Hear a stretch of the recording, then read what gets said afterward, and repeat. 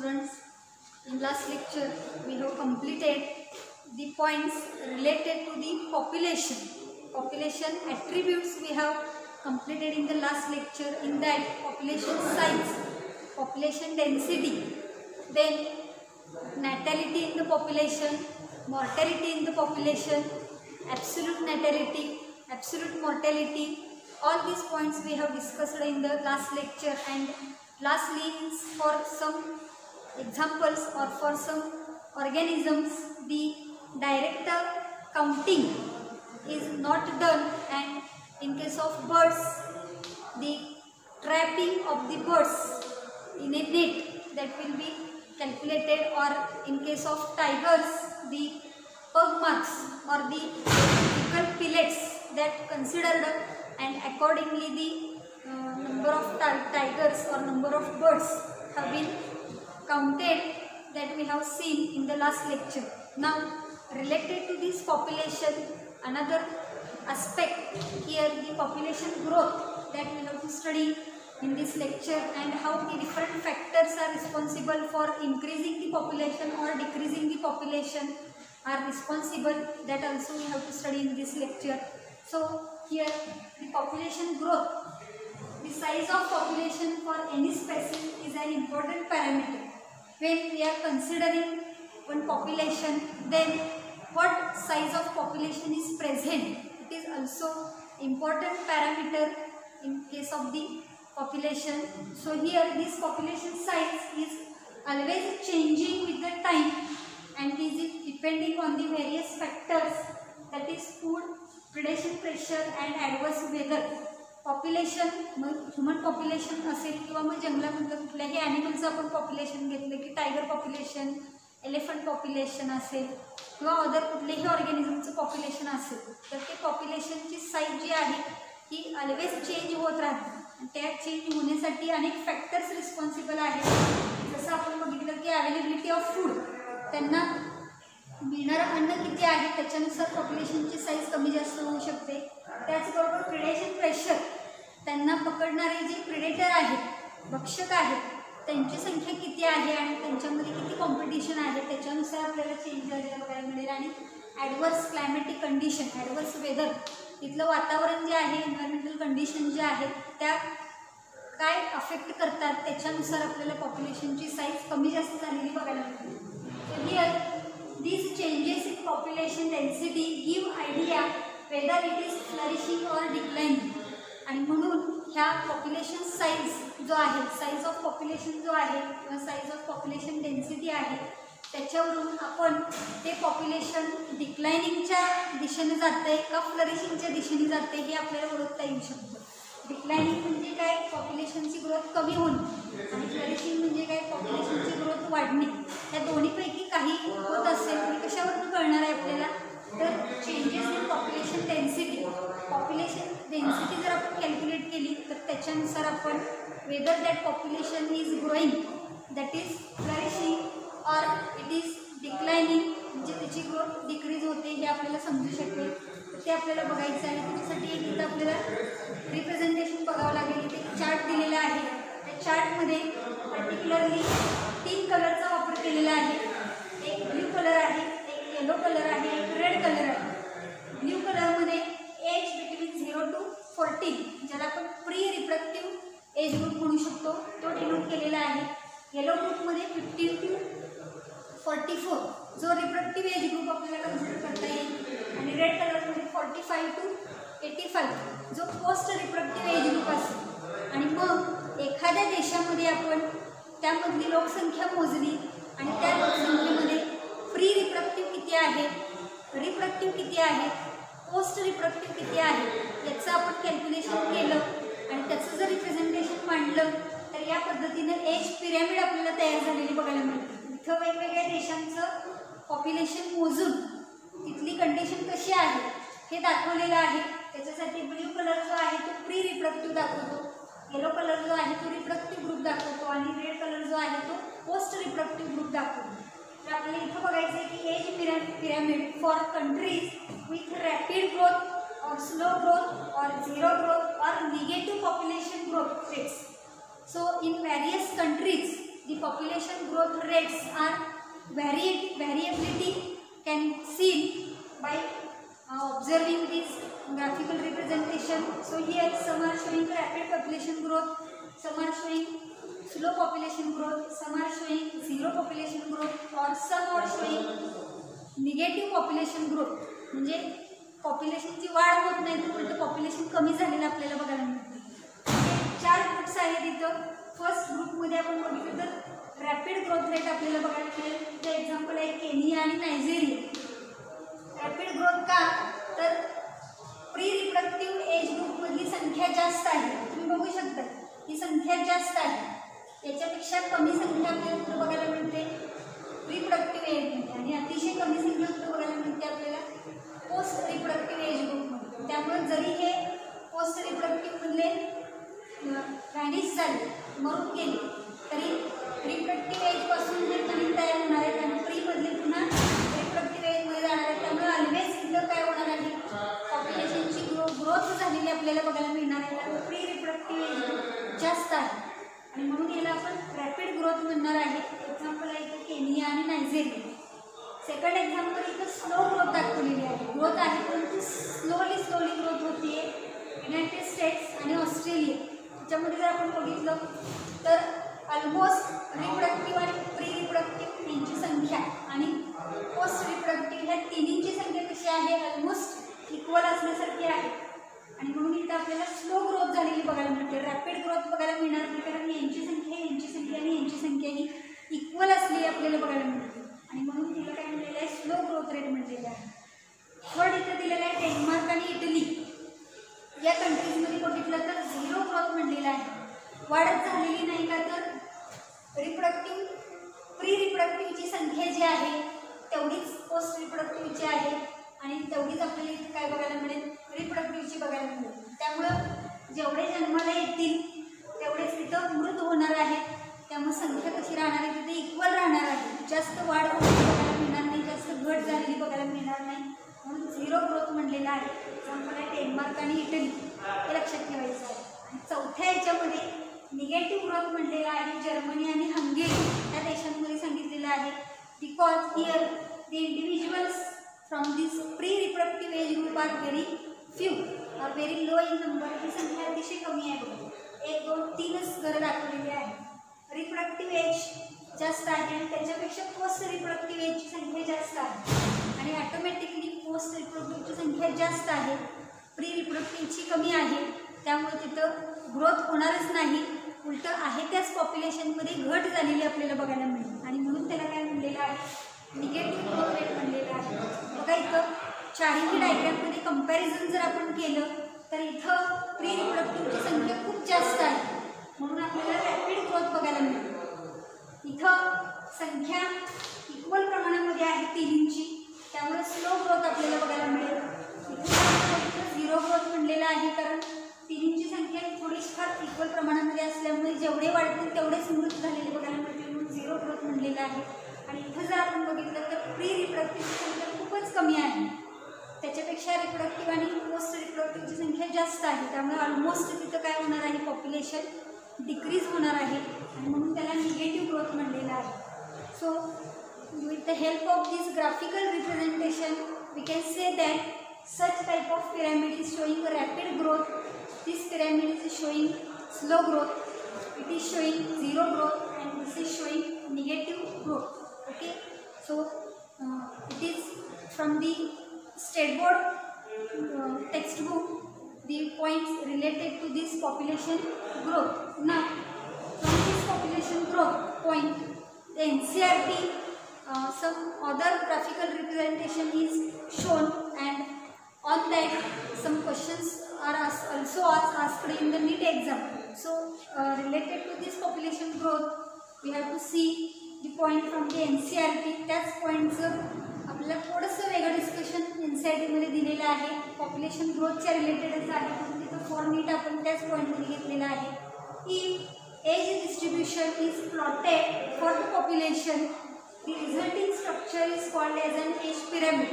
When population and the distribution, age distribution and the population is plotted, then graphical representation is called as a age pyramid, and here the shape of pyramid is showing the growth status of the population.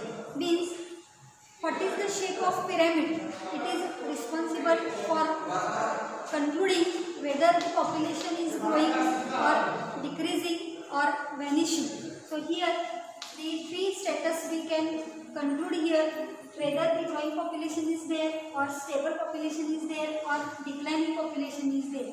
According to the shape of pyramid we can determine or we can conclude the shape of pyramid is responsible for conclusion according to the population growth. So here the three basic age pyramids are given here. The first here the expanding, that is growing population. Second is the stable or steady population, and third is a declining or decreasing population, or you can say vanishing population. Okay, so here the yellow color is for reproductive age group, blue color is for reproductive age group, and pink color is showing post reproductive age group. And here in expanding, the number of individuals pre-reproductive are more than the pre and post reproductive, and therefore the population is expanding. प्री रिप्रोडक्टिव्हची संख्या जास्त असल्यामुळे पॉप्युलेशनमध्ये वाढच होत राहणार आहे, म्हणून त्याला एक्सपॅन्डिंग पॉप्युलेशन किंवा ग्रोइंग पॉप्युलेशन म्हणतात.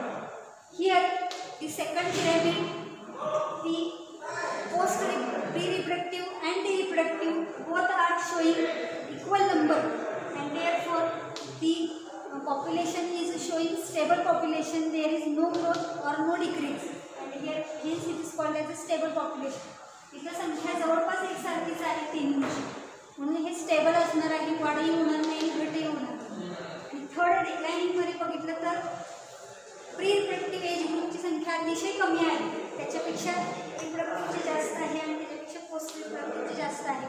त्यामुळे या ठिकाणी पॉप्युलेशन कमी झालेलं बघायला मिळेल, पॉप्युलेशनमध्ये घट झालेली बघायला मिळेल. त्यामुळे ह्या डायग्राम्सवर आधारित नीटला क्वेश्चन विचारले जातात, म्हणून हा पॉईंट आपण इथे घेतलेला आहे NCERT मधला. Either the population is expanding और स्टेबल और declining. Okay, so this is all about the population growth. Now the next point here the population density.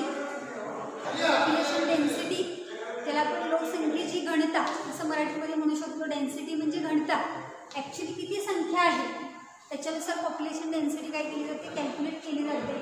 So here density of population is not constant parameter, because density of population in a habitat during a given period changes time to time.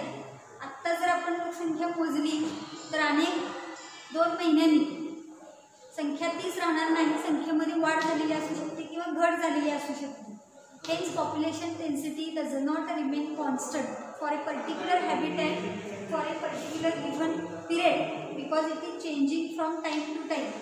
एका ठिकाणची एका वेळची लोकसंख्या आपण मोजली तर तीच कायम राहत नाही, ती नेहमी चेंज होत राहते. आणि ती का चेंज होत राहते, त्याच्यासाठी 4 फॅक्टर्स रिस्पॉन्सिबल आहेत. तर here new births, that is called as B, and immigration I increases population density. त्या पॉप्युलेशनमध्ये कुणाचा जन्म झाला किंवा बाहेरून कुणीतरी आलं त्या पॉप्युलेशनमध्ये ॲड झालं बाहेरून, तर त्याला इमिग्रेशन म्हटलं जातं, ॲडिशन. आणि बर्थ, नवीन जन्माला आलं तर याच्यामुळे काय होणार आहे, लोकसंख्या वाढणार आहे, पॉप्युलेशन डेन्सिटी वाढणार आहे. आणि जर समजा डेथ झाली डी किंवा ई मायग्रेशन, त्या पॉप्युलेशनमधून एखादा सोडून बाहेर गेले त्याला ई मायग्रेशन ई म्हणलेलं आहे, आणि डेथ झाली, मृत्यू झाला, तर याच्यामुळे काय होणार आहे, पॉप्युलेशन डेन्सिटी कमी होणार आहे. So here totally 4 factors are responsible.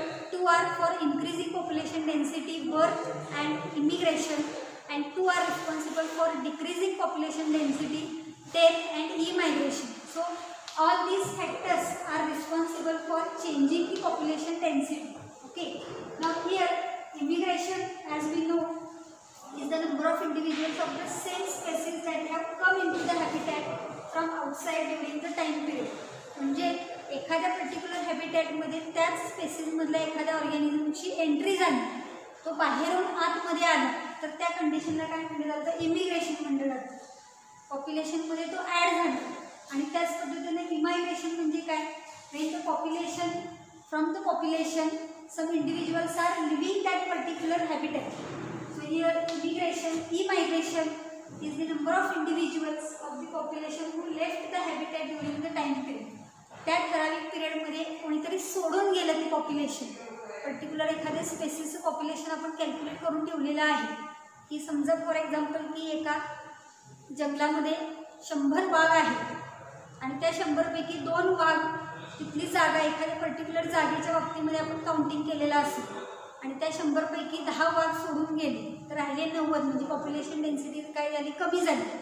आणि जेव्हा आपण 100 मोजलेले असतात आणि दुसरीकडून कोणतरी 10 वाघ ॲड झाले त्याच्यामध्ये तर 110 होणार आहे, म्हणजे तिथं पॉप्युलेशन डेन्सिटी काय होणार आहे, वाढणार आहे. म्हणजे बाहेरून ॲड झालं तर पॉप्युलेशन डेन्सिटी इन्क्रीज होणार आहे त्यातले सोडून गेले तर पॉप्युलेशन डेन्सिटी कमी होणार आहे. त्याच्यानुसार इमिग्रेशन आणि ई-मायग्रेशन हे 2 शब्द वापरलेले आहेत. तर त्याच्या रिलेटेड एक फॉर्म्युला आपल्याला इथे बघायचा आहे. So if n is the population density at time t, then its density at time t+1 can be calculated as, म्हणजे फॉर एक्झाम्पल पॉप्युलेशन डेन्सिटीला आपण n म्हणलं आणि टाईमला t म्हणलं तर t+1 या टायमिंगमध्ये जर आपल्याला पॉप्युलेशन डेन्सिटी काढायची असेल तर कशी काढणार आपण. At time t population density is n, म्हणजे t असेल तर n ही पॉप्युलेशन डेन्सिटी आहे. तर t+1ला पॉप्युलेशन डेन्सिटी किती असणार आहे, म्हणून इथं म्हणलं आहे बघा पॉप्युलेशन डेन्सिटी ॲट t+1 टाईमला n × t, म्हणजे n t ज्यावेळी आपण टायमिंग पकडलेलं होतं त्यावेळीची डेन्सिटी प्लस b+i, बर्थ किती झाले, इमिग्रेशन किती झाले, मायनस डेथ प्लस इमायग्रेशन, डेथ किती झाले आणि सोडून किती गेले, या सगळ्याचं कॅल्क्युलेशन आपण केलं तर पॉप्युलेशन डेन्सिटी ॲट t+1 आपल्याला कॅल्क्युलेट करता येईल. समजते का बघा इथे. ती एक ठराविक टाईम पिरियड घेतलेला आहे, समजा 1 महिन्याचा कालावधी आपण घेतला आणि एका महिन्यामधलं पॉप्युलेशन कॅल्क्युलेट केलं किती आहे, समजा 100 आहे, म्हणजे इथे n म्हणजे काय आलं 100 आणि t म्हणजे काय आलं 1 मंथ आलं. आता आफ्टर 6 मंथ्स आपल्याला कॅल्क्युलेट करायचं आहे तर n t+1 म्हणजे इथे 6 महिने आले आणि 6 महिन्यांमध्ये किती कॅल्क्युलेशन करावं लागेल. इथं पहिला आपण कॅल्क्युलेट किती केलं होतं 100 पहिल्या महिन्यामध्ये, ते 100 येईल अधिक त्या राहिलेल्या 5 महिन्यांमध्ये 6 महिन्यानंतर आपण कॅल्क्युलेट करतो तर त्या राहिलेल्या 5 महिन्यांमध्ये बर्थ किती झाले, इमिग्रेशन किती झाले, डेथ किती झाले आणि ई-मायग्रेशन किती झाले, ह्या जर व्हॅल्यू आपण इथं टाकल्या तर ॲटोमॅटिकली आपल्याला काय मिळेल, त्या 6 महिन्यानंतर त्या पॉप्युलेशनमध्ये वाढ झालेली आहे का घट झालेली आहे का आहे तेवढंच राहिलेलं आहे, हे आपल्याला ह्या फॉर्म्युलावरून काय करता येईल, कॅल्क्युलेट करता येईल. मग इथं n for population density use केलेला आहे, b for नॅटॅलिटी birth rate calculate केलेला आहे, i फॉर इमिग्रेशन ज्याला आपण ॲडिशन म्हणू शकतो ॲड झालेला आहे तो, d म्हणजे मॉर्टॅलिटी डेथ रेट म्हणलेला आहे आणि e म्हणजे ई-मायग्रेशन ज्याला आपण सबट्रॅक्शन म्हणू शकतो, सबट्रॅक्शन म्हणजे तो सोडून गेलेला आहे. अशा पद्धतीनं कोणत्याही पॉप्युलेशनच्या बाबतीमध्ये आपल्याला एका ठराविक टाईम पिरियडमध्ये जर पॉप्युलेशन डेन्सिटी कॅल्क्युलेट करायची असेल तर हा फॉर्म्युला आपल्याला तिथं काय करावं लागेल, वापरावा लागेल. ओके, त्याच्यावरचं एक्झाम्पलसुद्धा आपण बघणार आहे जे नीटला विचारलं गेलेलं आहे. तर नेक्स्ट पॉईंट आपण बघूया. इथं हीच माहिती आपल्याला ह्या डायग्रामॅटिक रिप्रेझेंटेशनमधून सुद्धा सांगता येईल.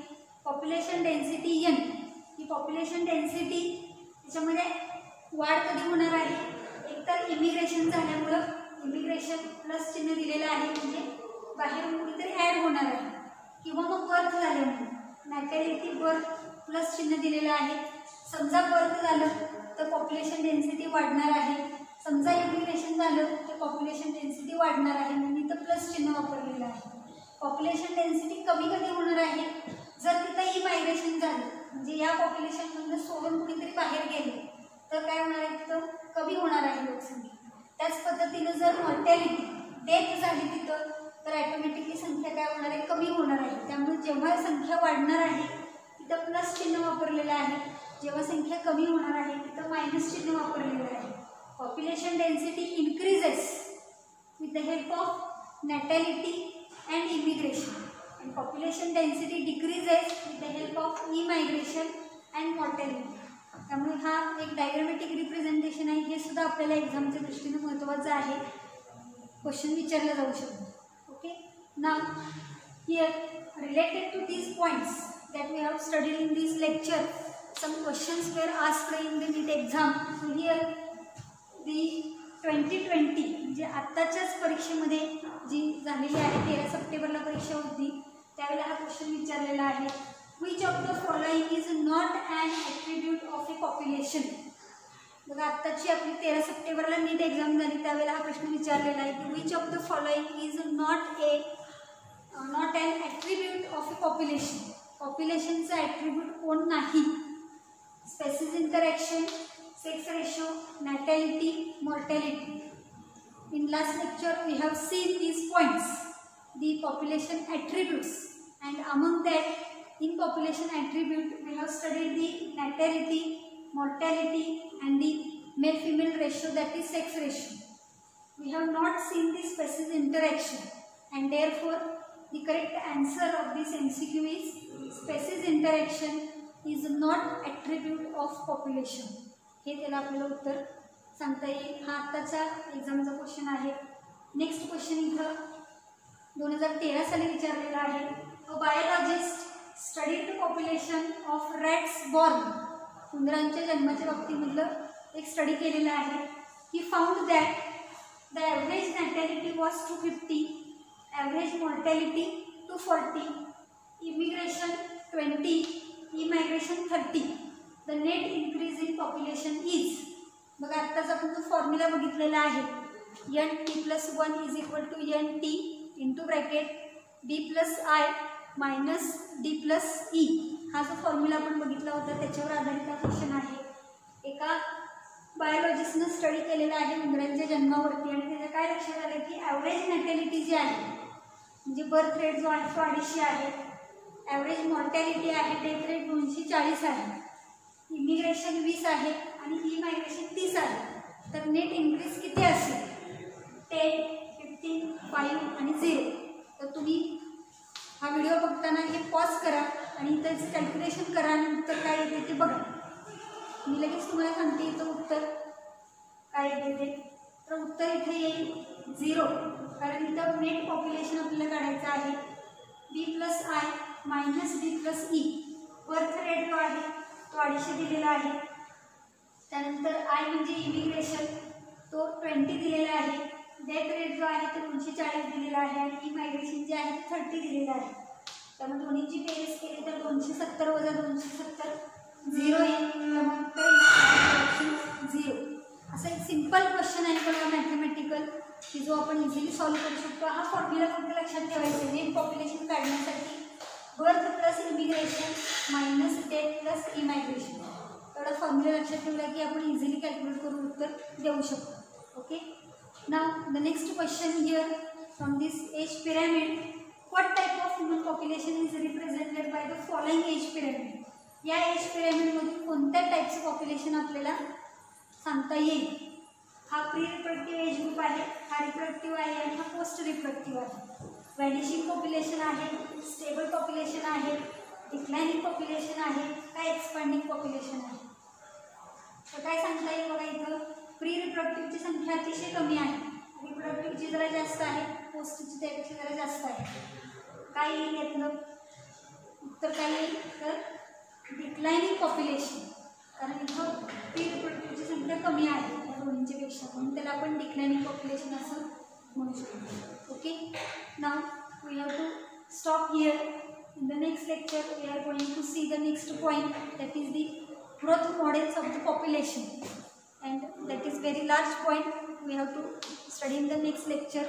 In today's lecture we have completed the growth in the population, the different graphical representation of the age pyramid and the formula for the calculation of the population increasing or population decreasing, and we have seen some MCQs related to this point. Now we will stop here, and in the next lecture we are going to see the next points related to this population, that is the growth models. Okay, till then, thank you.